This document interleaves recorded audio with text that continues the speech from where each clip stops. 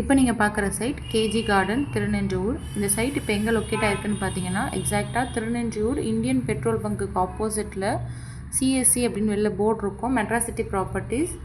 அந்த பில்டிங்க்கு அப்படியே பேக் சைடில் நடந்து வந்தீங்கன்னா ஒரு 2 வீடு தள்ளினதுமே உங்களுக்கு நம்மளோட ஸ்ட்ரீட் வந்துடும். அந்த ஸ்ட்ரீட்டில் டேர்ன் ஆனதுமே கடைசி பிளாட் தான் இப்போ நம்மக்கிட்ட அவைலபிள் இருக்குது.